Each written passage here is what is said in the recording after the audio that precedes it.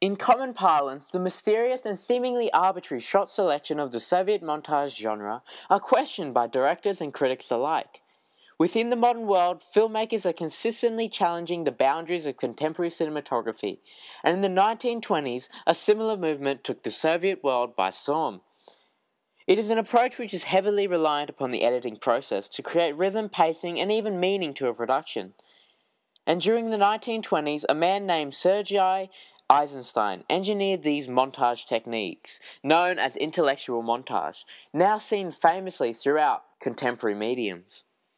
In a Soviet montage film, one endeavors to incorporate diegetic imagery in order to produce non-diegetic interpretations of a sequence, and tell a story that would, without the editing process, not make sense in a linear fashion. It is these illogical and seemingly arbitrary uses of shot which encapsulate Soviet montage as a means of invoking emotion and progression throughout a series of shots. Throughout this film, I've attempted to use the conventions that saw this genre flourish within the initial part of the 20th century, and accompany them with an overwhelming sense of anticipation through the musical score. Whilst the initial sequence uses dark diegetic elements, the opening quote establishes the setting for this entire film. Coming from a passage within Jeremiah, the viewers are immediately positioned to contemplate and even moralize with a very religious undertone, and thus associate with the morals and values that encompass Christianity. Thereby, from the outset, viewers draw non-diegetic meaning from a simple quote, which challenges viewers' further perceptions of this film. In addition, the use of vowels within the title sequence similarly typifies this old-school contextualization and is representative of the storyline's theme of change. For as a vine is able to adapt to best suit its location, Giuseppe must make the fight or flight choice, indicative of human nature. It is through this adaptive non-diegetic element in which the Italian mafia motif becomes apparent. The translation of the title to The Legends of Our House positions viewers to moralize with the old-school Italian mafia motif, for the mafia is said to be very much like a family-based organization. As a result, it is through these initial periods whereby viewers are forcibly meant to associate a heavily religious and mafia undertone, and draw upon non-diegetic elements to formulate an emotional response. Assisted through the musical score of Hans Zimmer's Time, the progressive nature of this beginning leads to a nice and emotive introduction to the film. The first musical change sees a transition from black to a further building sequence. The initial shot selection highlights the insignificance of Giuseppe in comparison to that of the epic scale of the grand building. Similarly, the almost emotionless expression upon Mary's face, coupled with her slow movements, highlights the building and the progressive nature of this sequence.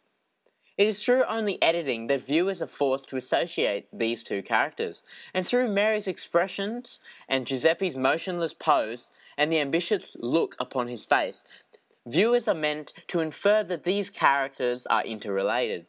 Playing upon an evident contrast, it was chosen that whilst Mary's character was meant to be empathized with, she would be positioned in a low-lit and dark room, whilst similarly the dark and mysterious nature of Giuseppe would be distorted through his light portrayal, an evident light versus dark theme common in Soviet montage. Therefore, it is this ironic and the irony of these characters which viewers are meant to draw meaning from, and in conjunction with the progressive music, create correlations between the two characters' seemingly random actions. Furthermore, when the music begins to bellow out and increase in prominence, we see the introduction of a third character, Franco Miccoli. Immediately, the dark church where he is seated exemplifies this religious undertone evident throughout this film.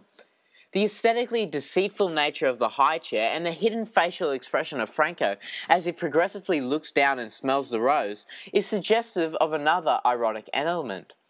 For whilst the wicked smile of Franco is indicative of a murderous and evil heart, the rose draws upon the non-diegetic elements of peace, harmony, and love. It is through this progression of characters, the ironic nature of their setting, and their interrelations from which the audience are to gather a lustful and evil undertone to this mafia story. This is further exemplified through the scene where the music builds and then drops suddenly into a church-like choir. This chilling and emotive musical score aids in the construction of an enigmatic perception of these three characters' relationship.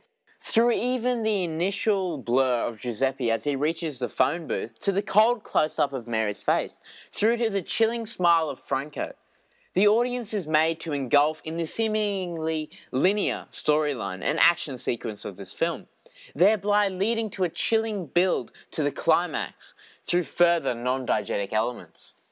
As a result, the final sequence uses the non-diegetic linkage to a clock and a countdown, the rose, and a running tap dripping blood to signify the escalation of the action. Coupled with a thrilling and shrieking musical score, this sequence uses the diegetic sequencing of these events to formulate an overall outcome to a problem. In spite of the sharp repetition indicative of Soviet montage being exploited, the shots showcase the typically Hollywood short duration during the action, invoking specific imagery and emotions to the sequence. Ultimately, the rough and ready appearance of Giuseppe as he progressively shows his drastic character personality shift towards a more evil and revengeful persona is highlighted through this sequence. In the end though, Giuseppe must make the choice between confronting the mafia boss or being with Mary, through which his adaptive nature orchestrates an evident endpoint to this film. The recurring motive of time and its escalation seemingly glorifies this, and it is through this final quote and the absence of music which leaves viewers asking questions upon the film, and consequently illustrating an evident emotive and intellectual response. The final destination and almost final frontier to the movie invokes the success of the film. But as it would be contradictory for me to comment upon the successful nature and adaptation of this film, I'll let it speak louder than my own words. It is at this time that I would like to recognise and thank you all, the viewers, for your continual support throughout this creative process. Thank you for watching this film and watching this director's commentary.